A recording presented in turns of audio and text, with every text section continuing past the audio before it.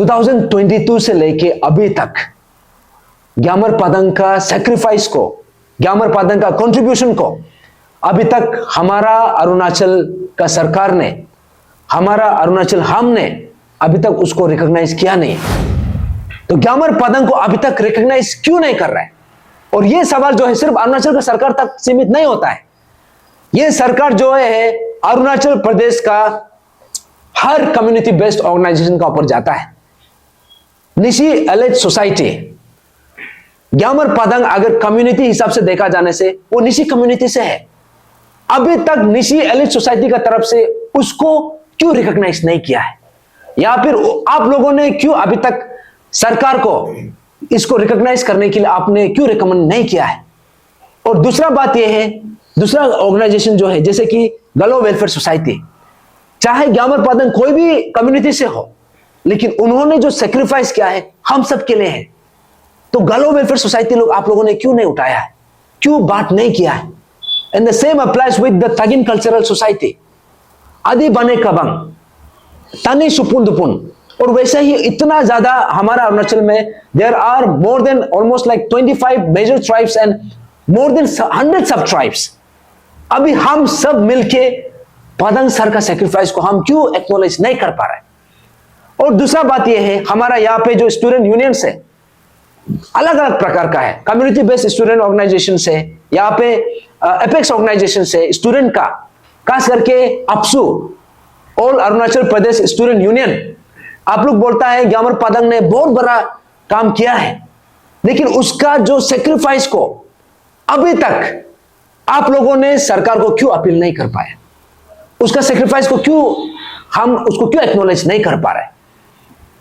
और वैसे ही यहाँ पे जैसे ऑल निशी स्टूडेंट्स यूनियन, ग्यामर पादंग सर जो है वो कुछ निशी कम्युनिटी का है। अभी आप लोगों ने वो बात को क्यों नहीं छेड़ा है? आप लोग क्यों नहीं बात नहीं कर पा रहे हैं कि ग्यामर पादंग को रिकॉग्नाइज करना है? आप लोग क्यों बोल नहीं पा रहा है? और वैसा ही यहाँ पे और भी ऑर्गेनाइजेशन है, जैसे यहाँ पे गलो स्टूडेंट यूनियन भी है, तागिन स्टूडेंट यूनियन भी है, और वैसा ही यहाँ पे आदि स्टूडेंट यूनियन भी है। इतना ज्यादा ऑलमोस्ट माटा में हमारा सिर में जितना बाल है उससे भी ज्यादा है स्टूडेंट यूनियन, लेकिन किसी का मुंह से नहीं निकल पा रहा है। हम सबका जनता का जो मेमोरीज है, क्योंकि हमारा मेमोरी बहुत कमजोर है। आज जो हुआ है या फिर कुछ समय हम ऐसा है कि आज जो भी हुआ है कुछ समय के बाद हम उसको भूल जाता है। यहाँ पे हमने बोला था कि जो एसओपी का प्रिपरेशन है, अभी हमको ये पता चला है कि जो एपीपीएससी में भी, एसएसबी में भी एक लाइक रोबस्ट एसओपी हम लोगों को पता नहीं चला है। या वहां पे थोड़ा कुछ बनाया है, लेकिन वो लोग जो है अपना एसओपी को भी फॉलो नहीं कर पा रहे।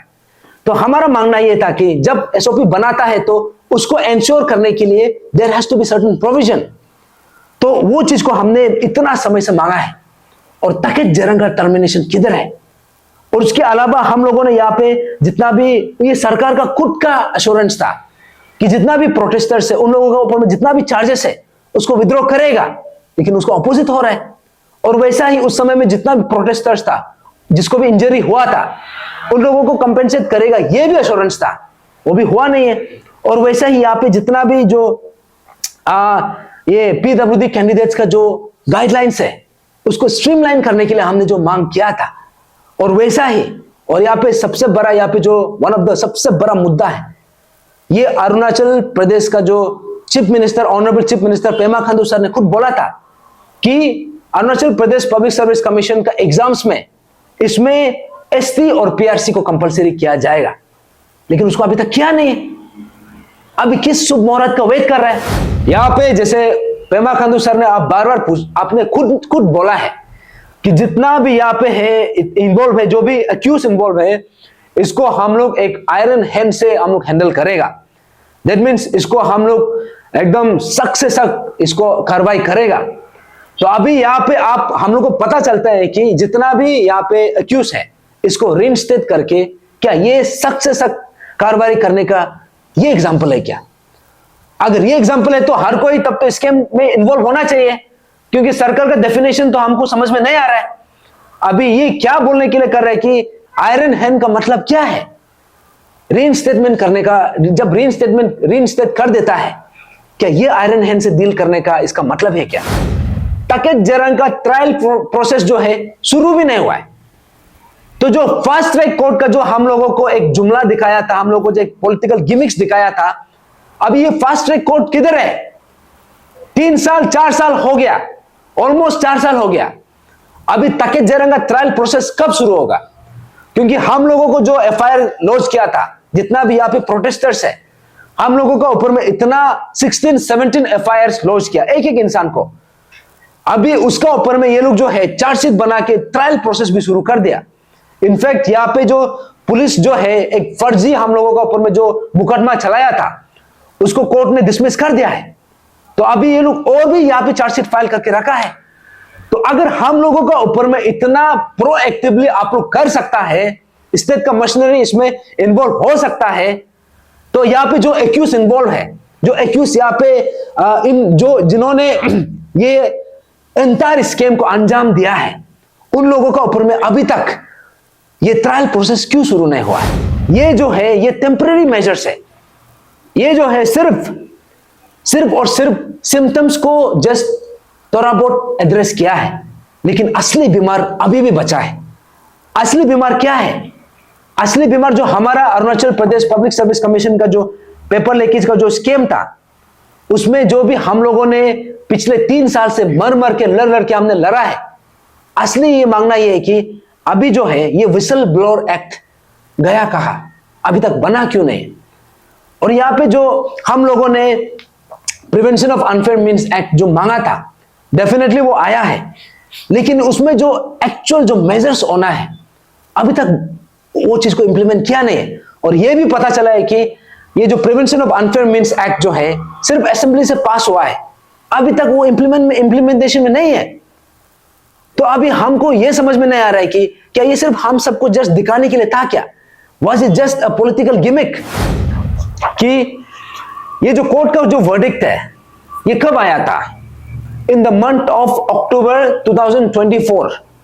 दैट मीन्स इन लोगों को रीइंस्टेट किया गया in the month of October 2024। और अभी हम कौन से महीना में हैं? हम लोगों को पता चला है on 15th of January 2025। That means almost 4 महीने के बाद। एजुकेशन जो कमिश्नर है और एजुकेशन सेक्रेटरी जो है, सबसे पहले ये जब ये इसका रीइंस्टेटमेंट का जब ऑर्डर निकला in the month of October, और ये 4 महीना में आप कर क्या रहा था? जब तक अरुणाचल टाइम्स में इसका पब्लिकेशन नहीं हुआ था, हम लोगों को भी आइडिया भी नहीं था। अगर किसी को पता था तो एजुकेशन का जो डायरेक्टर है उसको मालूम था, और किसी को पता था तो एजुकेशन का जो सेक्रेटरी है उसको पता था, और अगर किसी को पता था तो एजुकेशन जो कमिश्नर है उसको मालूम था, और एजुकेशन मिनिस्टर ऑफ अरुणाचल प्रदेश आपको पता था। लेकिन ये पर्टिकुलर चीज में आप लोगों ने कदम उठाया नहीं है। तो अभी कल परसों जो ऑर्डर निकला है इसका दोबारा सस्पेंशन का, this has come only under public pressure. ये आपने कुछ सोच के किया नहीं है। और दूसरा बात ये है कि अगर कोई यहाँ पे इतना बड़ा स्कीम किया है, उसको आप रिटायरमेंट का टैग कैसे दे सकता है?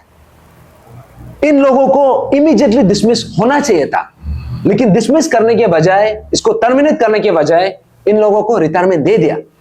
And retirement is an honourable exit. तो ये बात जो है हमारा अरुणाचल का हर जनता, हर अरुणाचली को ये सवाल हमको पूछना चाहिए कि एजुकेशन कमिश्नर को अभी तक एक्शन लिया क्यों नहीं है? एजुकेशन सेक्रेटरी को अभी तक एक्शन लिया क्यों नहीं है?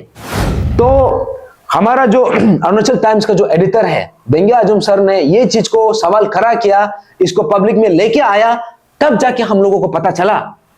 लेकिन अभी बाकी डिपार्टमेंट का क्या है? अभी पीडब्ल्यूडी डिपार्टमेंट में जिसको भी पकड़ा गया है उन लोगों का क्या अपडेट है? आरडब्ल्यूडी में जिसको पकड़ा है उन लोगों का क्या अपडेट है? होम डिपार्टमेंट में जिसको पकड़ा है उन लोगों का क्या अपडेट है? क्या उन लोगों को भी अंदर से दोबारा रिइंस्टेट कर चुका है क्या? सिर्फ हमको पब्लिक को पता नहीं चल रहा है। Very good afternoon people of Arunachal Pradesh. आज हम आया है ये अरुणाचल डिजिटल प्रेस क्लब में, और ये हम लोग का पहला विजिट है इन दिस पर्टिकुलर यहाँ पे प्लेटफॉर्म में। और आज हम यहाँ पे अरुणाचल फ्रंटियर ट्राइबल फ्रंट ऐसे टीम आया है और आज आने का बहुत बड़ा रीज़न है। अरुणाचल में जितना भी निवासी है, जितना भी यहाँ का सिटीजन है, आप सब ने सुना होगा Arunachal Pradesh public service commission का जो पेपर लीकेज का जो इशू है। पेपर लीकेज जो इशू था, जो स्कैम था हमारा अरुणाचल का हिस्ट्री में, अगर पीडीएस स्कैम का बात, अगर कोई इतना बड़ा स्कैम था और उससे बड़ा कोई इशू था तो ये एपीपीएससी पेपर लीकेज इशू था। और इसमें हमारा जो ब्रेव हार्ट लेट ग्यामर पादंग सर ने, उसका जो कंट्रीब्यूशन है, उसका जो सेक्रीफाइस है, ये पर्टिकुलर इशू को लेके उन्होंने जो सुप्रीम सेक्रीफाइस किया, अपना जो लास्ट ब्रेथ तक, अंतिम सांस तक, तो आज ये टेस्टिमनी है कि उसका जो सेक्रीफाइस है, ये हमारा अरुणाचल का हर कॉर्नर में उसका आवाज गूंजा है। लेकिन उसका जो सेक्रीफाइस है, उसका जो उसका एक इतना बड़ा हिम्मत करके जो कंट्रीब्यूशन है, इसमें हम सबको ये पर्टिकुलर जो जितना भी उन्होंने किया है, इसको हम लोगों को ये पता चला है कि इसको लेके बहुत बड़ा इंसल्ट हुआ था। और ये सिर्फ ग्यामर पादंग सर का कंट्रीब्यूशन को सिर्फ बोल के नहीं है, पूरा एंटायर अरुणाचल ने, हम लोगों ने विटनेस किया है कि ये स्कीम को कैसे अंजाम दिया गया था। लेकिन इतना कुछ होने के बावजूद हम लोगों को पता चलता है ये 15th of January 2025, that means कुछ दिन पहले अरुणाचल टाइम्स में एक न्यूज़पेपर में, उस पर्टिकुलर न्यूज़पेपर में एक न्यूज़ छापा था कि वो जो एपीपीएससी पेपर लीकेज स्कीम में जितना भी इन्वॉल्व था, खास करके एजुकेशन डिपार्टमेंट से, उसमें 6 ऑफिशियल्स रीइंस्टेट हो जाता है। तो ये था हम लोगों का जो एंटायर अरुणाचल के लिए एक ये सांस रोकने वाला जो एक खबर था, एक सनसनी खबर था। क्योंकि हमने कभी ये उम्मीद किया नहीं था कि आज इतना समय के बाद हम लोगों को ऐसा कुछ खबर सुनने को मिलेगा। तो 15 जनवरी 2025 में हम लोगों को जब पता चला, तो उसके कुछ दिन बाद, आई थिंक हम लोगों ने कुछ दिन के बाद अराउंड 17 ये को जनवरी को हम वो जो कंसर्न डिपार्टमेंट है वहां पे जाके हम लोगों ने पूछताछ किया। तो वहां में जाके हम लोगों को जो खबर मिला, वो चीज को आज मैं अरुणाचल का जितना भी जनता है, आप सबका सामने में वो उस चीज को उसको डिस्क्लोज करने के लिए आया हूं। और यहाँ पे जितना भी प्रोसीजरल लैप्सेस हुआ है, क्योंकि उसके बाद हम सब ने देखा है यहाँ पे हमारा स्टूडेंट बॉडीज का जो एपेक्स ऑर्गेनाइजेशन है, all Arunachal Pradesh student union का तरफ से भी सरकार को उन लोगों ने मेमोरेंडम सबमिट किया। और वैसे ही और भी हमारा यहाँ का इंस्टीट्यूशन से, ऑर्गेनाइजेशन से बहुत लोगों ने ये जो पर्टिकुलर जो डेवलपमेंट है, जो पर्टिकुलर खुलासा है, इसको सब लोगों ने मिलकर कंडेम किया। तो उसके बाद हम लोगों को कुछ दिन के बाद पता चलता है कि जितना भी ऑफिशियल्स है, उसमें से 3 लोगों को जो रीइंस्टेट हुआ था, उसको दोबारा से सस्पेंशन कर दिया। तो ये चीज को लेके हम अरुणाचल का सरकार से शुक्रगुजार है, और अपसू का जो इंटरवेंशन है उसको भी हम अप्रिशिएट करता है।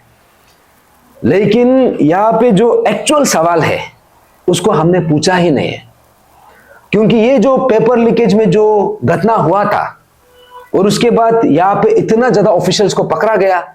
वैसे तो आइडियली देखा जाएगा तो यहाँ पे मिनिमम 400 to 450 लोगों को अरेस्ट होना चाहिए था, लेकिन हम लोगों को पता चलता है कि इसमें से मुश्किल से 56-57 लोगों को पकड़ा गया। और उसमें से भी 41 जो एक्यूज है, वो लोग सब गवर्नमेंट सर्वेंट है, वो भी अलग अलग डिपार्टमेंट का। तो यहाँ पे जो अहम सवाल है, ये चीज को हमने अभी तक पूछा ही नहीं है। तो सबसे पहले यह है, जब इसका खुलासा हुआ तो उसमें एजुकेशन मिनिस्टर का एक स्टेटमेंट निकलता है, बहुत लेम स्टेटमेंट निकलता है कि ये जो भी हुआ है ये कोर्ट का डायरेक्शन का वजह से हुआ है, जो रीन स्टेटमेंट है। उसके बाद जब हम वहां पे जाके वहां का एजुकेशन डायरेक्टर को सवाल किया या फिर वहां का जो कमिश्नर को सवाल किया, सबका एक ही लाइन में बात करना था। लेकिन ये कोर्ट का नतीजा उस पर्टिकुलर वर्डिक्ट में, उस कंक्लूजन में वहां तक कैसे पहुंचा, शायद ये चीज को हमने सवाल किया ही नहीं है। वो कोर्ट जो है इन लोगों को रीइंस्टेट इसलिए करने के लिए जजमेंट निकला क्योंकि जो डिपार्टमेंटल प्रोसीडिंग्स है उसमें इतना ज्यादा लैप्सेस था, और ये लैप्सेस जो किसने किया है, ये जो है एक्यूज लोगों ने नहीं किया है, और ये लैप्सेस जो है कोर्ट ने नहीं किया है, ये लैप्सेस जो है एजुकेशन डिपार्टमेंट ने किया। तो एजुकेशन डिपार्टमेंट अगर लैप्सेस किया है तो उसका अकाउंटेबिलिटी किसका ऊपर जाता है? सबसे पहले the accountability goes to the education minister of Arunachal Pradesh, Pasang Dorjee Sona sir. आपका जो स्टेटमेंट था इट वाज हाईली कंडेमनेबल। और दूसरा बात यह है, यहाँ पे जैसे कमिश्नर का भी बोलना यह है कि इसमें कोर्ट का वर्डिक्ट का वजह से हुआ है, उसका वजह से हुआ है, ये वजह से वो फलाना, ये एक्सक्यूजेस है।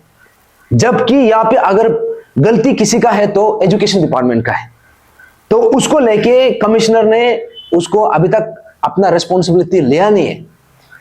तो अभी रिसेंटली हम लोगों को जो यहाँ पे ऑर्डर निकला है, आई मीन सस्पेंशन, दोबारा सस्पेंशन का ऑर्डर निकला है, इसमें एक है इकेन बागरा, दूसरा है पोसी गमलेन, और तीसरा है ये है ओपेट मिबांग।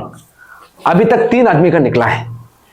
तो जब डिपार्टमेंट में गया उसमें यह पता चलता है कि इसमें इतना ज्यादा जितना पकड़ा गया ऑलमोस्ट सबका सब रीइंस्टेट हो गया। सिर्फ रीइंस्टेट तक नहीं, वो लोग रीइंस्टेट होने के बाद रिटायर भी हो गया। तो ये जो ऑर्डर है यहां पे भी क्लियरली लिखा है, यहां पे सबसे पहला सवाल ये उठता है कि ये जो कोर्ट का जो वर्डिक्ट है ये कब आया था? In the month of October 2024। That means in लोगों को रीइंस्टेट किया गया in the month of October 2024, और अभी हम कौन से महीना में हैं? हम लोगों को पता चला है on 15th of January 2025। That means almost 4 महीने के बाद। तो कोर्ट का डायरेक्शन के हिसाब से ये भी लिखा है वर्डिक्ट में, ये जो रीइंस्टेटमेंट है this is still subject to, इसमें subject to review. That means इसमें कंसर्न डिपार्टमेंट जो है ये जो रीइंस्टेटमेंट को दोबारा से रिव्यू कर सकता है, और जो पहले जो सस्पेंशन को रिवोक किया वो सस्पेंशन को फ्रेश सस्पेंशन ऑर्डर निकल सकता है। ये कोर्ट वर्डिक्ट में क्लियरली लिखा है। लेकिन सबसे पहले सवाल ये उठता है कि ये जो है एजुकेशन जो कमिश्नर है और एजुकेशन सेक्रेटरी जो है, सबसे पहले ये जब ये इसका रीइंस्टेटमेंट का जब ऑर्डर निकला in the month of October, और ये 4 महीना में आप कर क्या रहा था? जब तक अरुणाचल टाइम्स में इसका पब्लिकेशन नहीं हुआ था हम लोगों को भी आइडिया भी नहीं था। अगर किसी को पता था तो एजुकेशन का जो डायरेक्टर है उसको मालूम था, और किसी को पता था तो एजुकेशन का जो सेक्रेटरी है उसको पता था, और अगर किसी को पता था तो एजुकेशन जो कमिश्नर है उसको मालूम था, और एजुकेशन मिनिस्टर ऑफ अरुणाचल प्रदेश आपको पता था। लेकिन ये पर्टिकुलर चीज में आप लोगों ने कदम उठाया नहीं है। तो अभी कल परसों जो ऑर्डर निकला है इसका दोबारा सस्पेंशन का, this has come under only under public pressure. ये आपने कुछ सोच के किया नहीं है। तो यहां पे इतना भी ऑर्डर निकला है कि जैसे कि यहां पे दो एक्यूज है, एक है इकेन बागरा, दूसरा है तंजंग गादुक। ये दोनों ने क्या किया कि ये लोग रीइंस्टेट होके दोबारा से ये लोग रिटायर भी हो गया।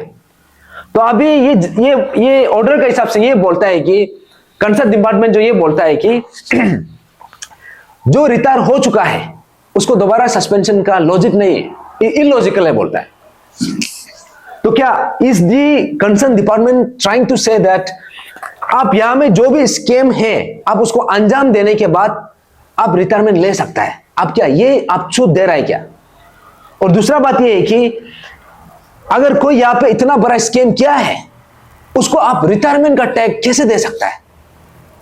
इन लोगों को इमीडिएटली डिसमिस होना चाहिए था, लेकिन डिसमिस करने के बजाय, इसको टर्मिनेट करने के बजाय इन लोगों को रिटायरमेंट दे दिया। And retirement is an honourable exit, क्योंकि रिटायरमेंट के बाद पोस्ट रिटायरमेंट का बेनिफिट्स भी होता है।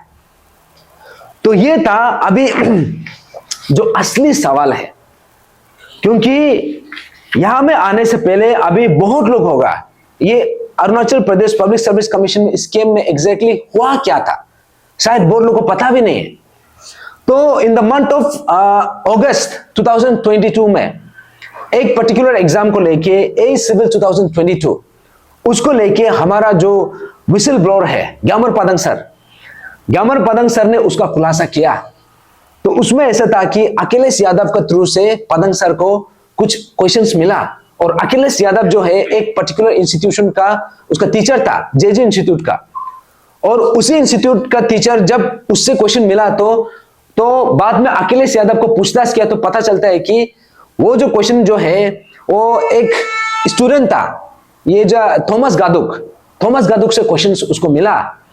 और जब थॉमस गादुक को पूछताछ किया तो थॉमस गादुक का जो पिताजी है तंजंग गादुक, उन्होंने क्वेश्चन पेपर को प्रोक्योर करके उसका बेटा को दिया। और जब तंजंग गादुक को पूछताछ किया तो पता चलता है कि वो क्वेश्चन पेपर जो है तमासारो से लिया है, और जब तमासारो को पूछताछ किया तो पता चलता है कि वो क्वेश्चन जो है तके जरंग से लिया है। तो शुरू ग्यामर पदंग सर ने जो खुलासा किया वो तके जरंग तक पहुंच गया, और तके जरंग से लेके जब उसका खुलासा एक्चुअली में खुलासा होना शुरू हुआ, तब जाके अलग अलग डिपार्टमेंट में, हर डिपार्टमेंट में यहाँ पे इन्वॉल्वमेंट का खुलासा निकला। तो आप सोच के देखिए उस समय का जो मेन अक्यूज था, एक था तमासारो, दूसरा तंजंग गादुक, और यहाँ पे तके जरंग का भी नाम है, और वैसे ही और भी है। और यहाँ पे जो रिइंस्टेट हुआ था जैसे कि पोसी गामलिन, इसको ये भी एक मिडिलमैन था, वहां पे तके जरंग का उसका ब्रोकर था। वो जो है तके जरंग से एक क्वेश्चन पेपर लेके वो हजारों में डिस्ट्रीब्यूट कर रहा था। तो अभी उसको भी याद नहीं है कि वो कितना लोगों को बांटा है, क्योंकि ये चीज जो है वो पुलिस स्टेटमेंट में खुद दिया है।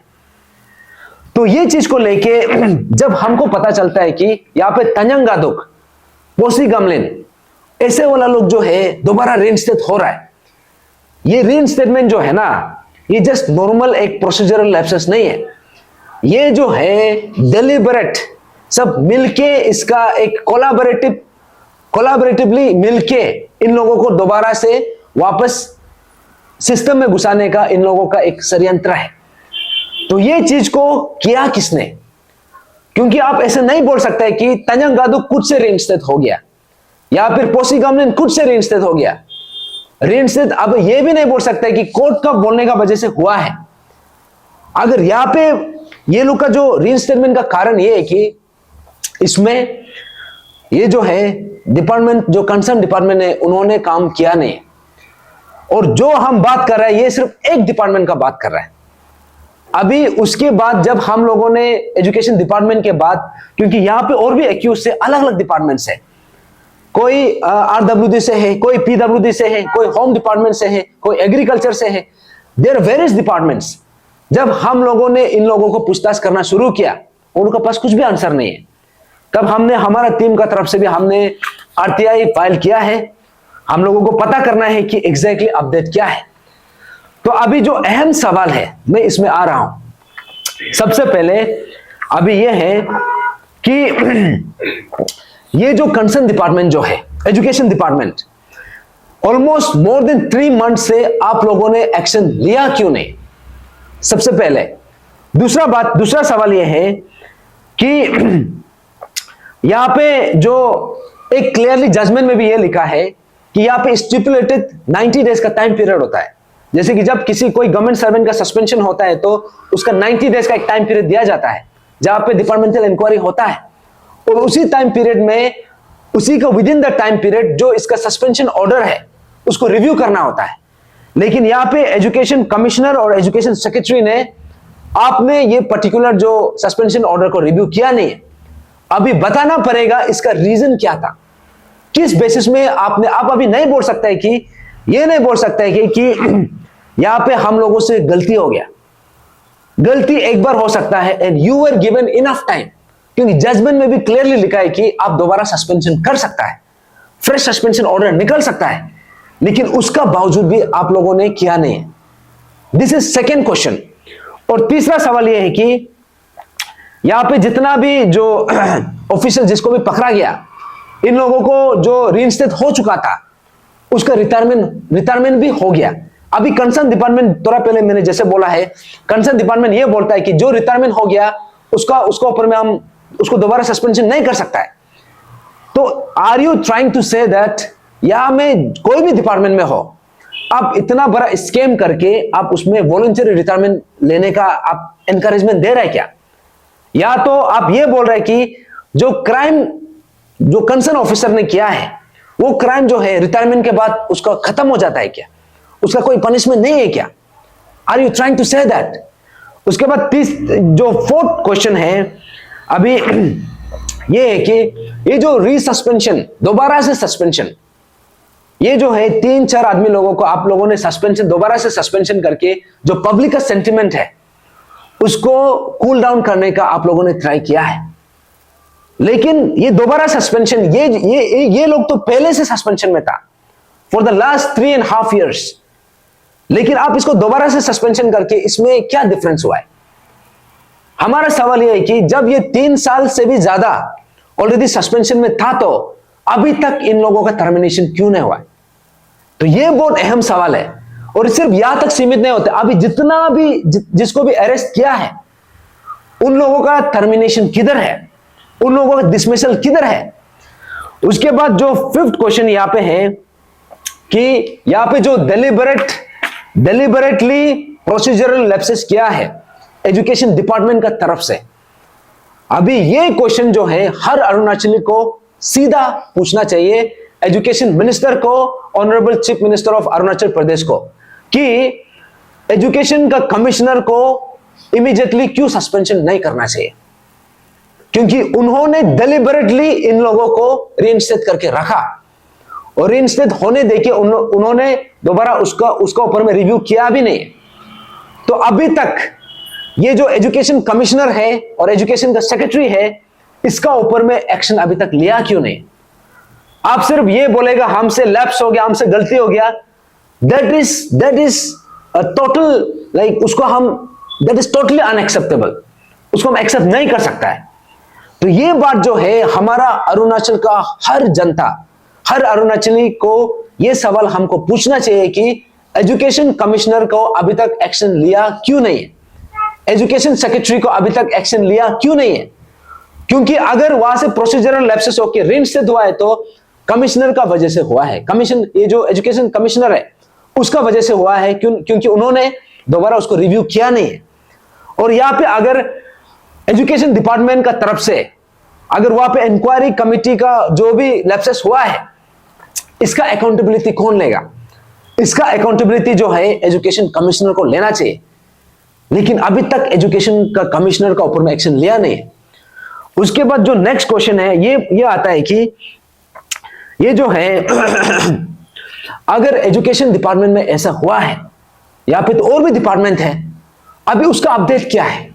अभी और भी होता होगा जहां पे रीइंस्टेट हुआ होगा, सिर्फ हम लोग को पता नहीं चल रहा है।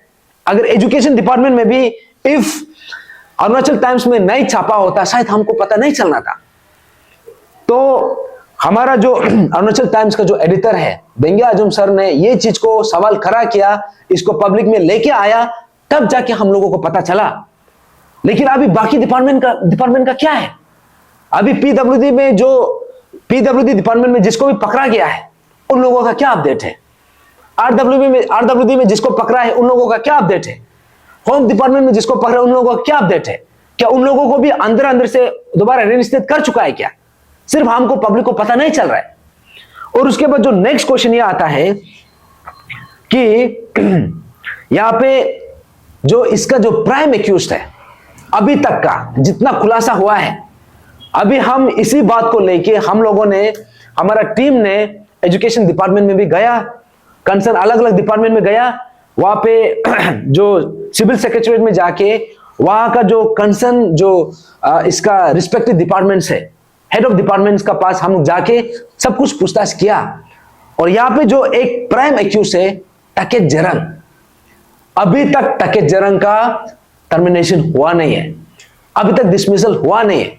अभी हमको यह समझ में आ रहा है कि जब जैसे कप्तान रिंकू को जैसे ऑलमोस्ट 4 इयर्स तक बिना टर्मिनेशन का रखा था, अभी टकेत जरंग को भी उसी लाइन में लेके जा रहा है।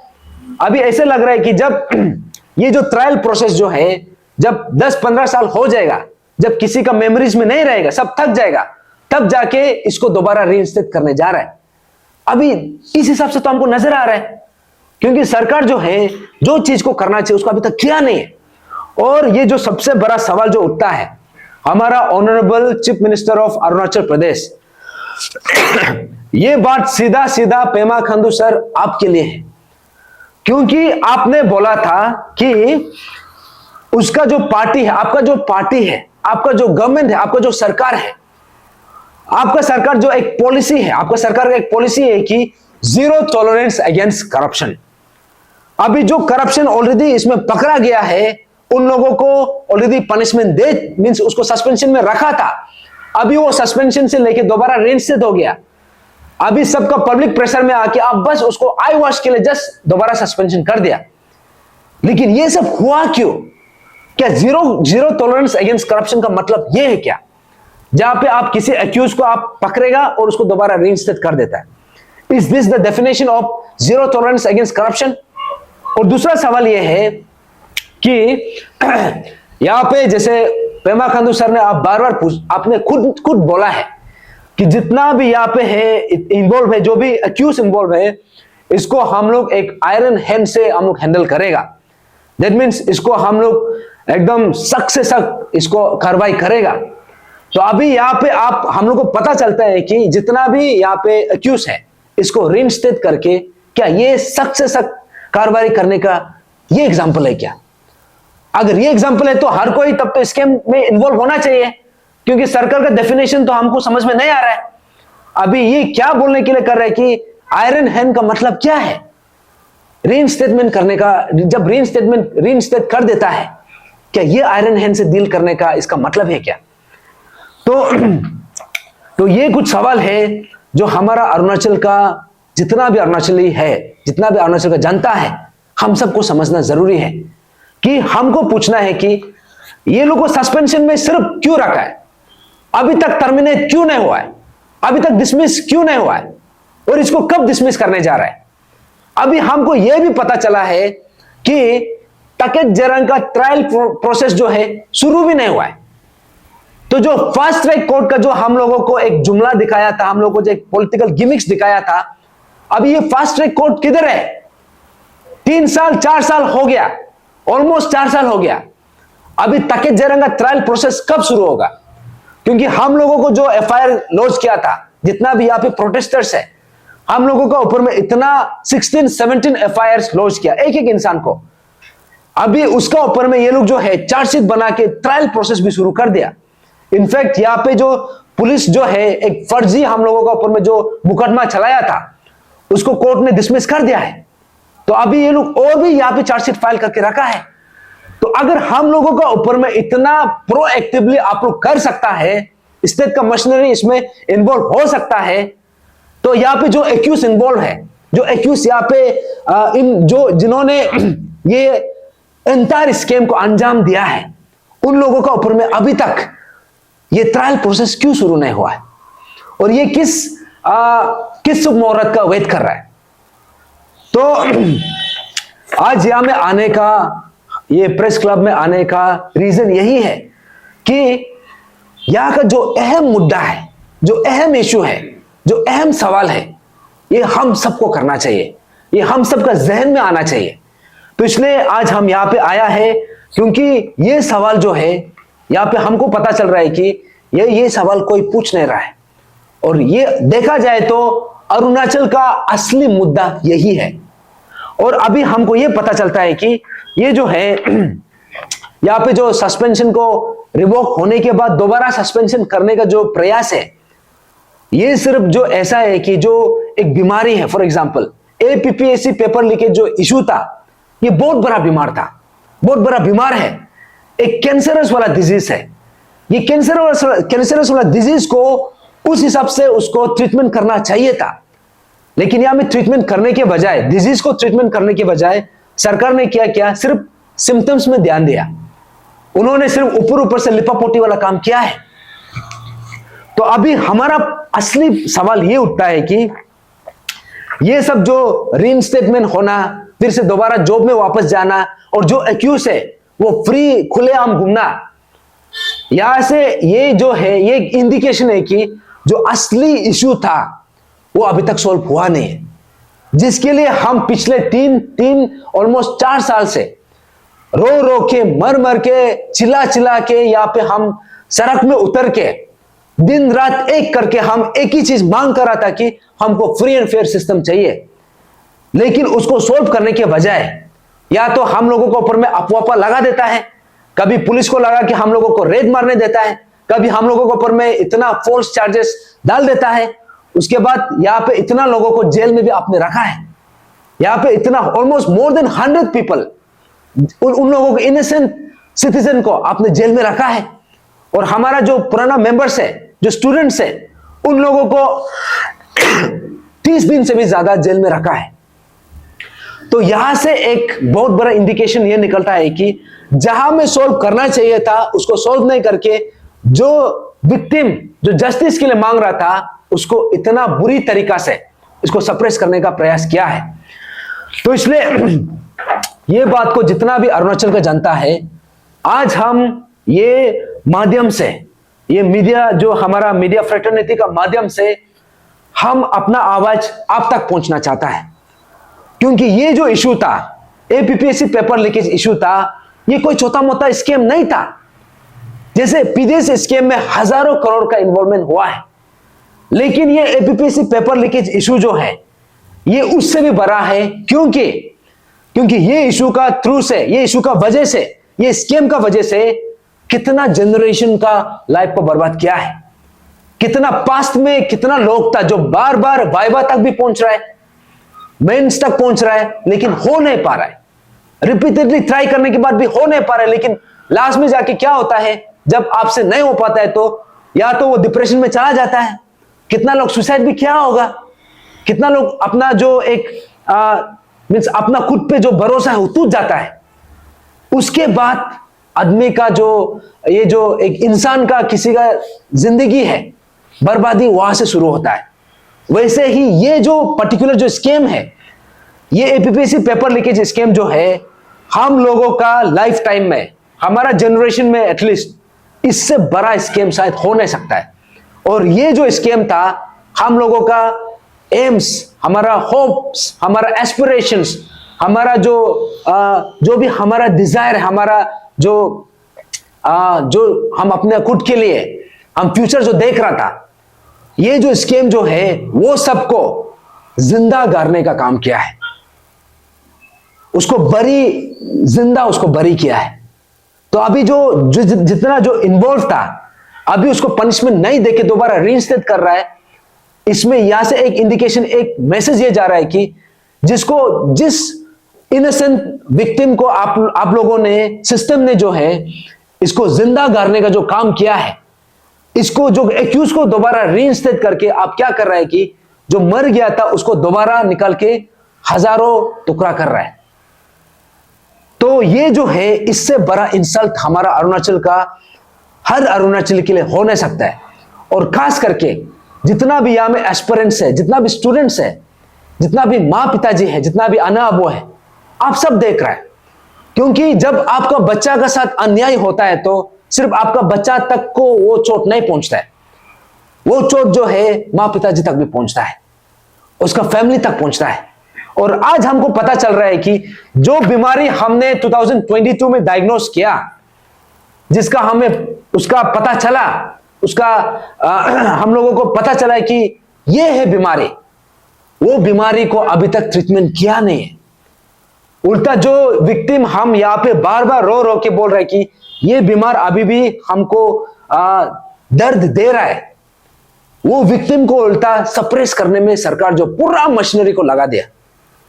यहाँ पे इनोसेंट जो स्टूडेंट्स है उसको टेररिस्ट का जैसे ट्रीट किया है।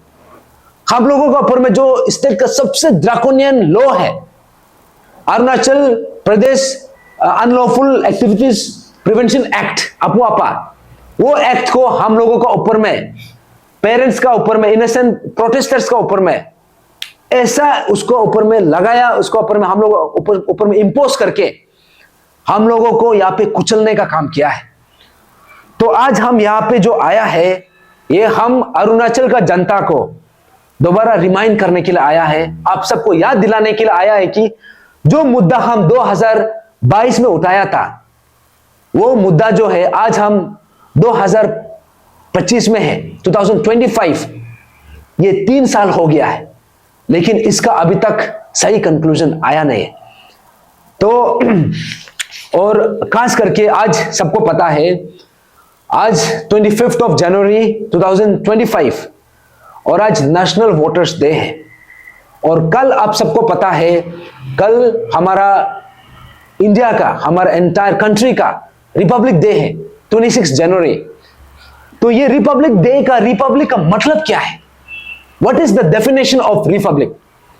इसका मतलब ये है, जो रिपब्लिक जो है उसमें द सुप्रीम अथॉरिटी जो है वो जनता का है, सुप्रीम पावर जो है वो आप आम जनता का हाथ में है।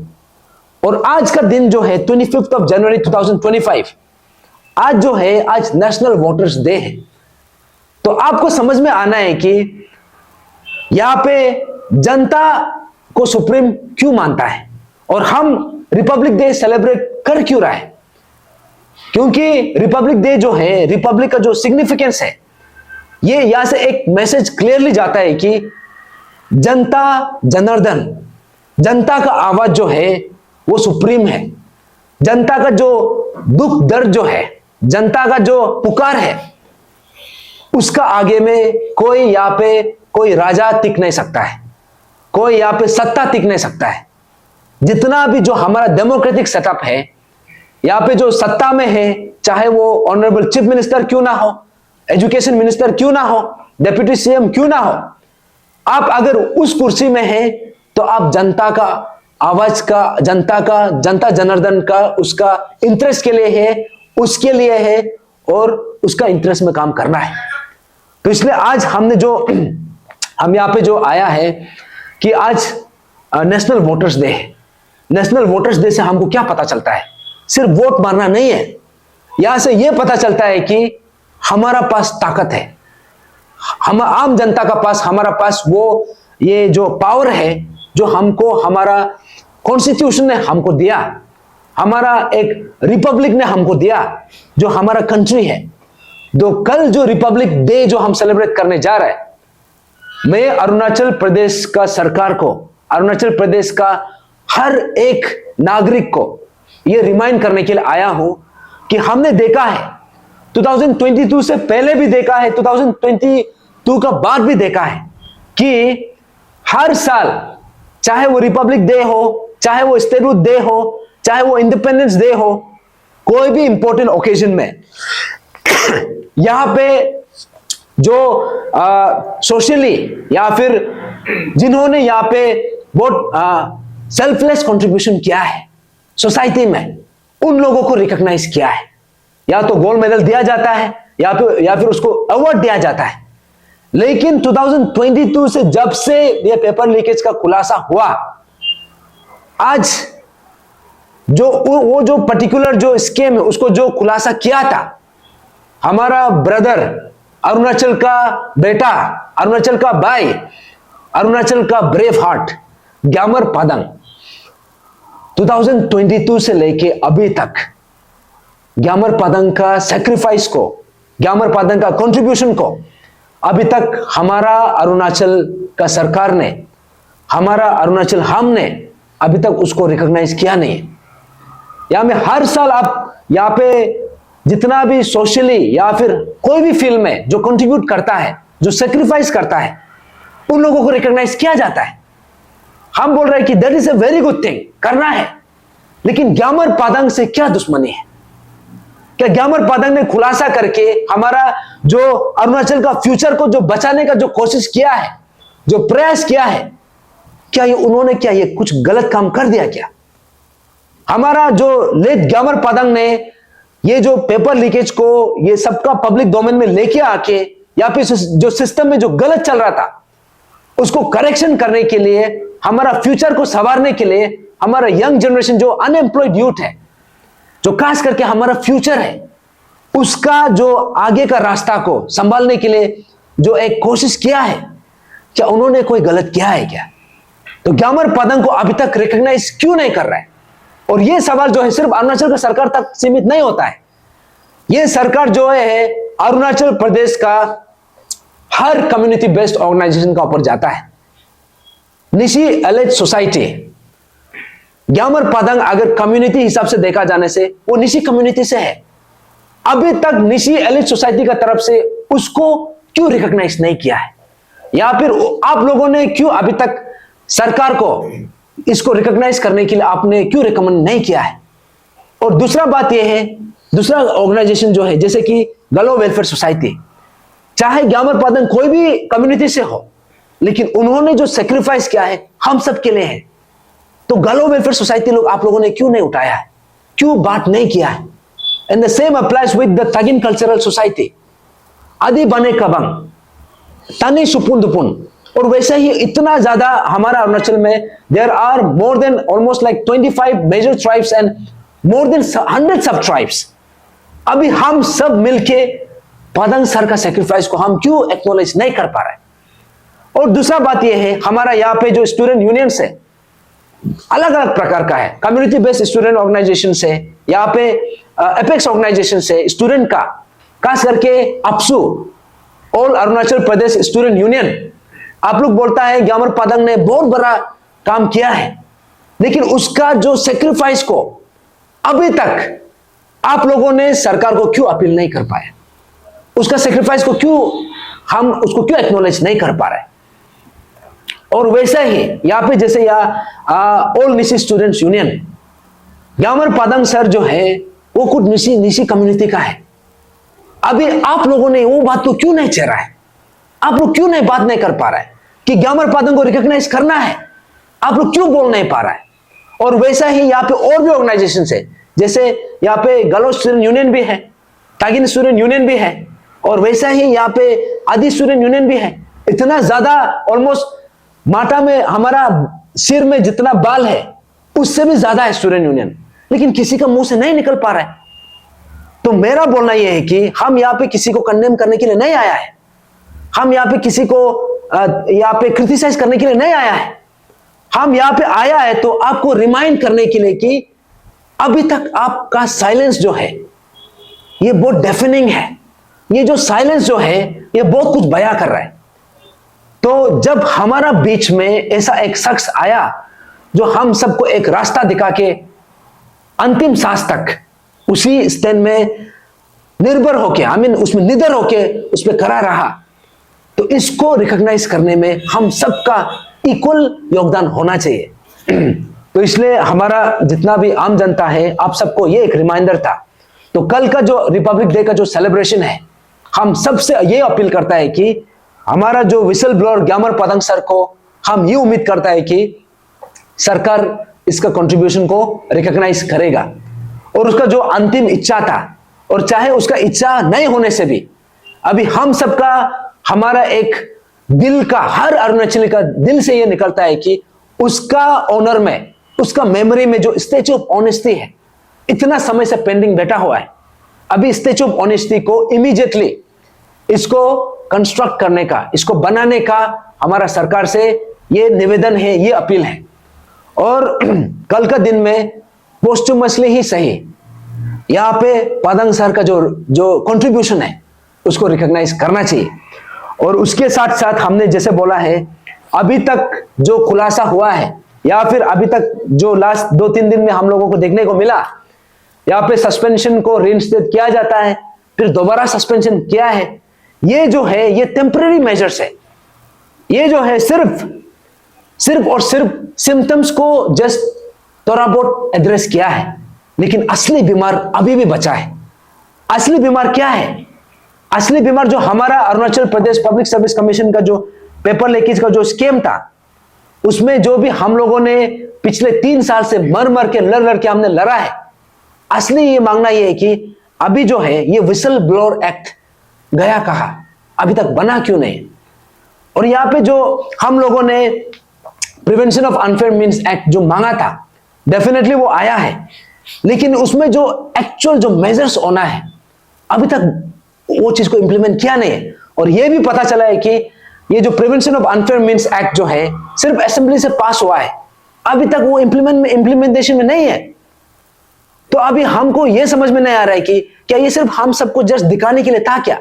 Was it just a political gimmick?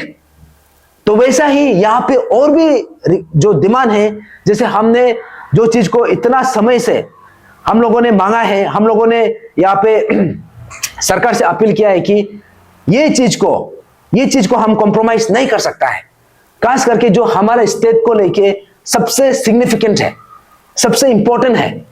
तो उसमें से हमने जैसे कि बोला है कि यहाँ पे हमने बोला था कि जो एसओपी का प्रिपरेशन है, अभी हमको ये पता चला है कि जो एपीपीएससी में भी, एसएसबी में भी एक रोबस्ट एसओपी हम लोगों को पता नहीं चला है। या वहां पे थोड़ा कुछ बनाया है, लेकिन वो लोग जो है अपना एसओपी को भी फॉलो नहीं कर पा रहे। तो हमारा मांगना ये था कि जब एसओपी बनाता है तो उसको एंश्योर करने के लिए there has to be certain provision. तो वो चीज को हमने इतना समय से मांगा है। और तकेत जरंगा टर्मिनेशन किधर है?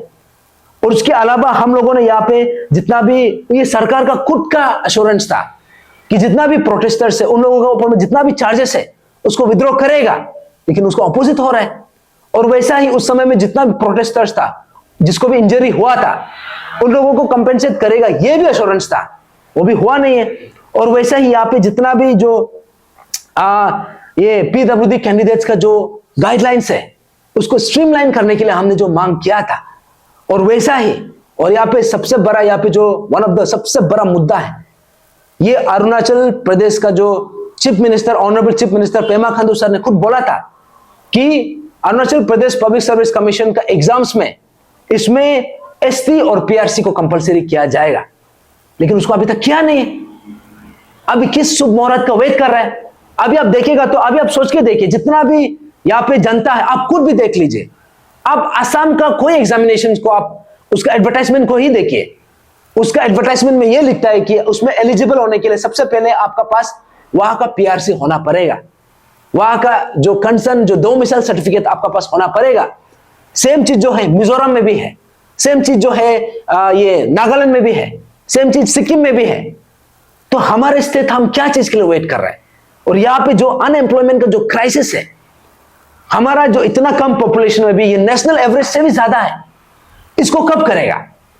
तो इसलिए ये आज हम यहाँ पे आया है तो इस रिमाइंडर हम सबका, जनता का जो मेमोरीज है, क्योंकि हमारा मेमोरी बहुत कमजोर है। आज जो हुआ है या फिर कुछ समय हम ऐसा है कि आज जो भी हुआ है कुछ समय के बाद हम उसको भूल जाता है। लेकिन मैं ये जो इशू को जब उठाया था, शुरू से फर्स्ट डे से तदक नालो हम ये इशू में स्टैंड किया है। अभी वहां से लेके अभी तक ऑलमोस्ट 4 साल हो गया है, हम अभी भी ये इशू में स्टैंड कर रहा है। इसलिए कर रहा है क्योंकि ये इशू अभी तक रिजॉल्व हुआ नहीं है, और ये चीज को हम सबको समझना बहुत जरूरी है। तो इसलिए आज हम as a team Arunachal frontier tribal front हम यहाँ पे आया है। हमारा जितना भी जनता है, ये चीज को जो आपको मैं संदेश दे रहा हूं, काइंडली इसको आप लास्ट तक सुनिए, इसको लास्ट तक आप गौर कीजिए। और हमारा जो अपील है सरकार को और जितना भी यहाँ पे कंसर्न स्टेक होल्डर्स है, सबको ये अपील है कि हमारा जो एक्चुअल इश्यूज है, अभी इसको हमको मिलके इसको सही दिशा में, सही कंक्लूजन में लेके आना है।